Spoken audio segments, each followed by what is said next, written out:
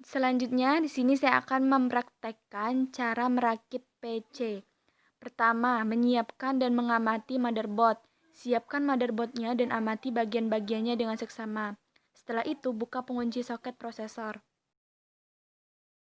2. Ambil prosesor. Perhatikan bahwa prosesor mempunyai tanda pada salah satu sudutnya. Dalam hal ini biasanya tanda dengan lekukan lubang atau anak panah.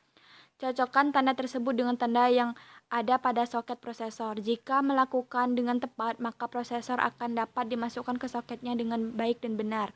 Kunci kembali soket tersebut dengan cara menekan tuas ke bawah dan mengaitkan pada pengunci yang ada. Ketiga, memasang heatsink dan kipas pendingin. Heatsink dan kipas biasanya sudah dirangkai menjadi satu sehingga kita hanya tinggal memasangnya dan untuk memasangnya sangatlah mudah. Sebelum memasang, perhatikan posisi kabel daya untuk kipas dengan lokasi konektor dayanya. Cari jarak terdekat agar kabel daya itu tidak bersinggungan dengan kipas. Dalam contoh heatsink Pentium 4 kali ini bentuk pendinginnya adalah bulat dan terdapat 4 buah pengunci pada 4 titik sekeliling pendingin. Pasanglah heatsink tersebut dengan cara meletakkan tepat di atas prosesor dan sesuaikan kedudukan pendingin pada motherboard yang ada.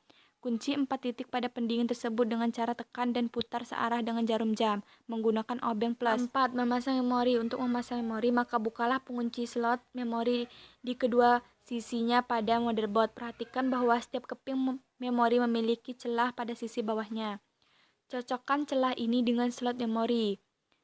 Tekan keping memori pada kedua sisinya sehingga terdengar bunyi klik dan penguncinya akan menutup dengan sendirinya. Yang kelima, menyiapkan casing. Siapkan casing yang akan digunakan. Letakkan di atas meja atau tempat lain yang dianggap aman.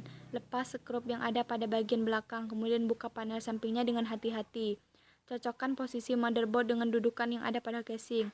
Pastikan kaki-kaki tersebut akan mendukung motherboard saudara di bagian yang membutuhkan tekanan kuat, seperti soket prosesor atau slot memori. Jangan lupa setiap dudukan motherboard akan ada lubang yang ada lubang bautnya harus dikasih skrup atau baut agar kedudukannya kuat, tidak goyah. Nah, memasang motherboard. Siapkan skrup-skrup yang digunakan dan obeng, kemudian pasang motherboard saudara dengan benar pada dudukan yang tersedia. Kuatkan, putar searah dengan jarum jam semua skrup yang digunakan untuk motherboard tersebut dengan baik dan benar. Ketujuh, menyiapkan harddisk. Ambil harddisk dan perhatikan dengan jumpernya. Pada jumper akan terdapat pilihan master slave atau cable select. Informasi ini dapat ditemukan pada permukaan harddisk. Pasang jumper pada posisi sesuai dengan yang diinginkan. Jika perlu, siapkan pinset untuk mencabut dan memasang jumper pada harddisk. 8. Memasang harddisk ke casing. Beberapa casing menggunakan sistem bracket yang dapat dilepas untuk memudahkan dalam pemasangan harddisk dan floppy drive. Pilihlah skrup yang sesuai, jangan sampai terlalu besar atau terlalu panjang. Kemudian pasang skrup tersebut pada dudukan harddisk dengan baik dan benar.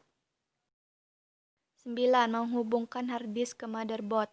Perhatikan bahwa terdapat dua tipe kabel IDE, yaitu 40 wire dan 34 wire. Kabel 40 wire digunakan untuk harddisk dan kabel 34 wire digunakan untuk floppy disk drive FDD.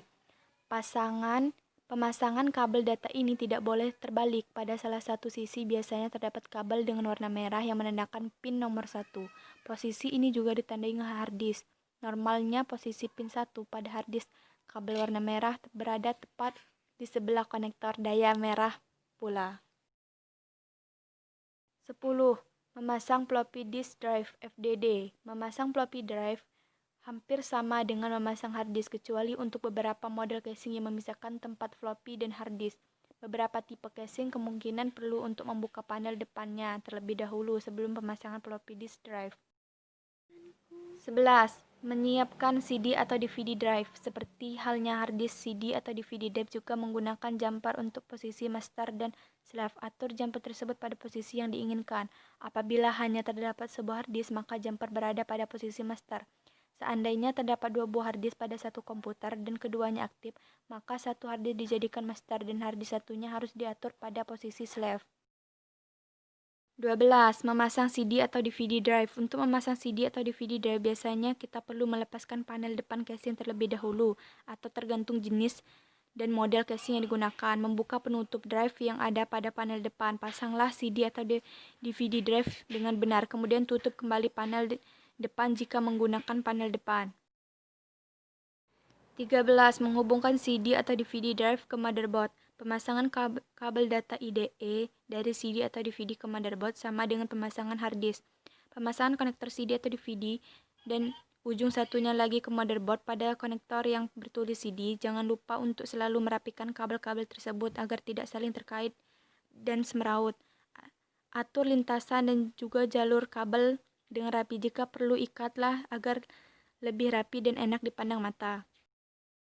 14. Menghubungkan kabel konektor pada motherboard sehingga kita perlu menyambung kabel-kabel dari casing ke motherboard.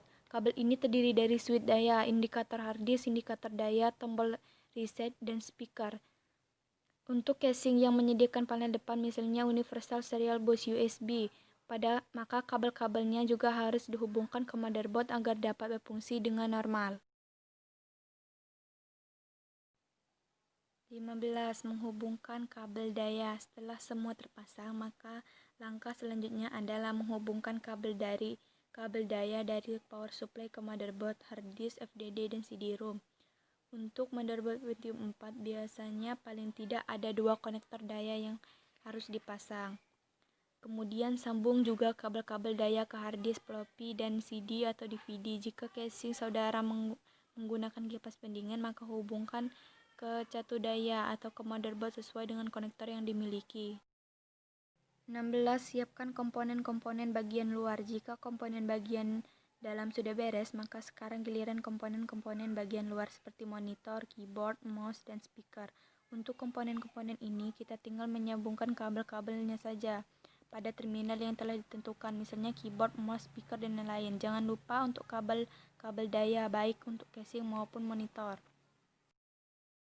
Memeriksa catu daya. Periksalah dengan seksama untuk catu daya yang digunakan. Tegangan normalnya adalah 220 sampai 230 volt. Apabila disediakan switch, maka pindahkan switch ke sumber tegangan yang sesuai.